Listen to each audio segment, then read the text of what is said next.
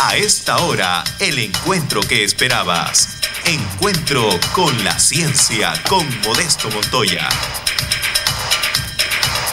Gracias, amigos, por estar con nosotros en un nuevo encuentro con la ciencia.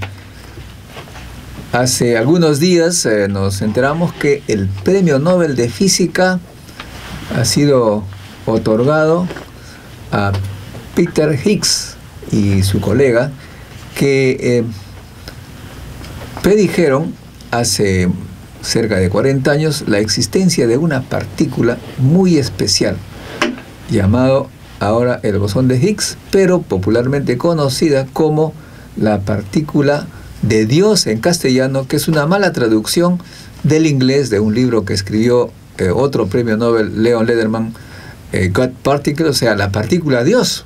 Imagínense, la partícula Dios, claro, como los latinos son más conservadores todavía, no podía haber una partícula Dios y pusieron la partícula de Dios.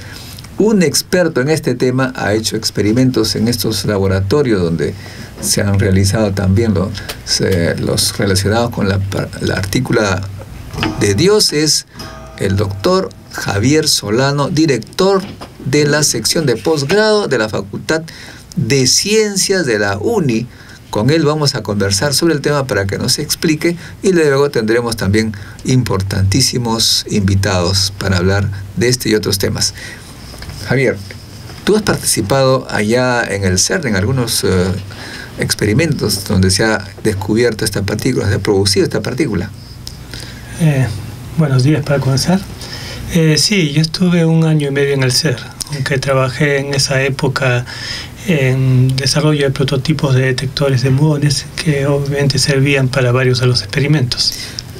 Ahí tienen un acelerador circular de 27 kilómetros de circunferencia a unos 100 metros bajo el suelo. ¿Por qué tanta protección? ¿Por qué tanto? Bueno, primero, estos experimentos son una precisión altísima. Entonces, mientras mayor sea la profundidad, permite eliminar una serie de vibraciones que hacen la vida diaria, por ejemplo, transporte público, carros, camiones, ómnibus, aviones, por citar un ejemplo. Tiene que estar quieto, digamos. Sí, bastante. Hay que eliminar todas las fuentes posibles de interferencia.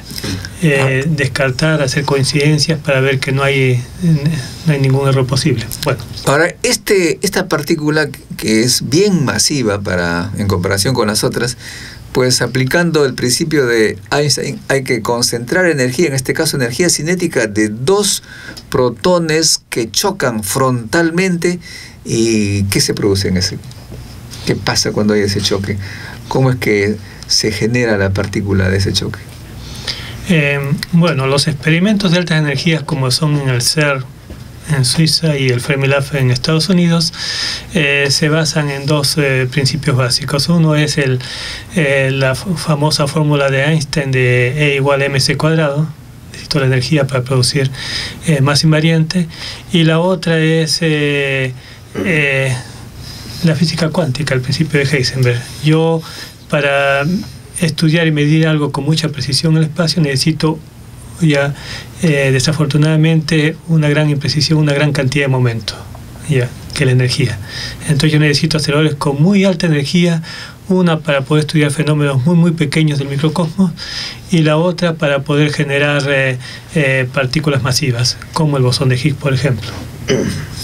Ahora, estos protones que giran y giran esa circunferencia de 27 kilómetros, pues tienen que ser desviados, digamos, un poco dentro de ese túnel.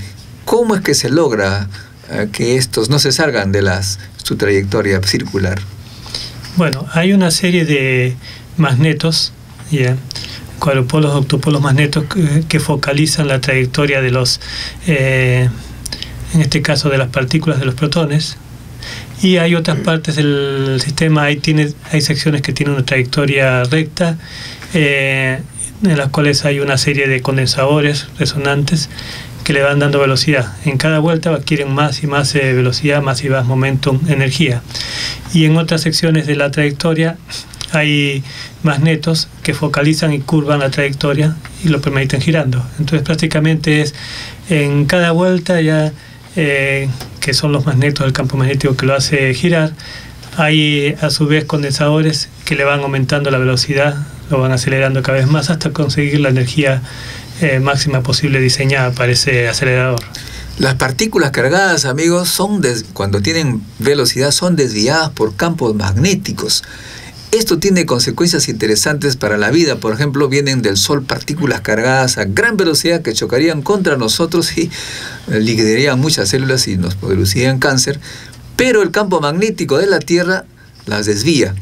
Esa es la propiedad del campo magnético. En este caso, se tiene también magnetos poderosos para desviarlos y producir órbitas circulares. También ustedes pueden experimentar con su televisor, esos televisores antiguos, no los modernos, las de cañón, ponen el televisor a funcionar y colocan un imancito contra la pantalla y van a ver cómo se desfigura la imagen debido a que los electrones que chocan contra la pantalla son desviadas por el imán. ¿O me equivoco, Javier?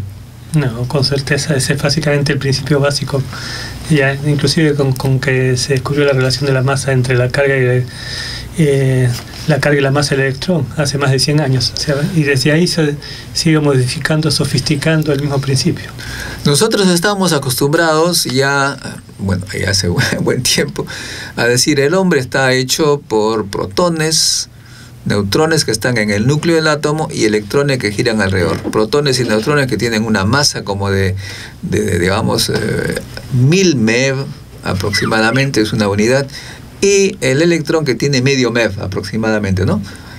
Pero con eso bastaría para explicar cómo funciona nuestro organismo. Sin embargo, este bosón de Higgs que ha sido descubierto, ¿cuántas veces tiene la masa de un protón? Unas 250 veces más o menos. 250 veces, imagínese usted. O sea, que una particulita pequeñísima que existe aparentemente por todo lado. Perdón, 125 veces. Perdón, 125 veces, ¿no? 125. Efectivamente, por ahí estaban. Pero 125 veces significa que es, digamos así, 125 veces más masivo que un átomo de hidrógeno, siendo una particulita pequeñita que tiene, ¿qué dimensión tendría aproximadamente? Las partículas se le llaman ese nombre exactamente porque es una aproximación matemática para nuestra teoría como si fuese un punto, lo cual quiere decir más o menos que no conocemos su dimensión. Entonces simplemente podemos afirmar que nuestros detectores más precisos tienen una resolución de 10 a la menos 17 metros. O sea, un metro dividido entre un 1 con 18 ceros. Sí, y sabemos que la partícula es menor que ese tamaño. Ese es solo el límite superior de nuestros detectores. Y lo increíble es que está por todo lado. Acá hay cualquier cantidad de bosón de Higgs. ¿Cómo es que no se pueden detectar? ¿Y cómo es que se ha producido? Ya lo hemos dicho ¿por qué no lo detectamos? ¿Y cuál es su influencia? ¿Cómo lo sentimos nosotros? ¿Cuál es su consecuencia en la vida? Si la teoría es correcta, voy a explicar un poquito. El bosón de Higgs, que aparentemente fue descubierto el año pasado, es lo que completaba algo que nosotros llamamos el modelo estándar. El modelo estándar es el que reúne tres de las interacciones conocidas, como son la electromagnética, interacción débil e interacción fuerte, exceptando la gravitación. ¿Yeah? Entonces, en esos modelos todos son campos. En esa teoría todos son campos como el campo electromagnético, el fotón sin masa. Todos los campos del electrón, protón se generan sin masa. Higgs da la casualidad que inclusive antes de que se cerrara bien el modelo, ya había propuesto Higgs y compañía un mecanismo de generación de masa. Esto es que existe un campo que permea todo el espacio, que sería el campo del bosón de Higgs, y todos los campos, todo el resto de campos, como el campo del electrón, como el campo del quark, interactúan con este campo. Los que más interactúan son los que adquieren más masa. los que menos interactúan son los que quieren menos masa. Esto es casi como una materia viscosa en el universo. Quien siente más la resistencia de, digamos que fuera una bola de billar que cae en un recipiente con aceite, quien siente más la resistencia va a ser el equivalente a que fuese más masivo, y quien la siente menos va a pasar como si tuviese menos masa. Es más o menos ese fue el mecanismo que ideó Higgs y compañía hace más de 40 años. Y después fue el mecanismo que utilizaron Glashow, Weinberg, Salam para completar su teoría de la unificación electrodébil, electromagnetismo con interacción débil. Entonces ellos idearon una teoría con un rompimiento de simetría, una unificación a cierta escala de energía de estas interacciones, pero en el cual no podían explicar por qué las partículas adquieren masa, ya que toda su teoría es campo sin masa. Copiaron este mecanismo y fue ahí donde tuvo consistencia la teoría. Es algo así, amigos, como que los religiosos y muchos de nosotros decimos, ¿cómo podemos explicar la existencia de las cosas, los animales, las plantas, el ser humano? Entonces, encontramos una solución muy simple: Dios creó todo, felices. Los físicos de partículas, que se llaman las personas que se dedican a este campo, tenían detectadas pues ya una serie de partículas, que son ¿cuántas las que existen? Quarks, unos... No, o sea, hay las partículas elementales, sí, ¿no? Digamos que son las que no tienen composición. Ya. Por ejemplo, tenemos 3 familias, y cada familia compone 2 quarks. Por ejemplo, los quarks son el quark U y D, up and down. Después la segunda familia tiene los quarks Sharp y Strange, encanto y extrañeza, y la tercera familia los quarks Tot y Bot. Y luego con sus leptones.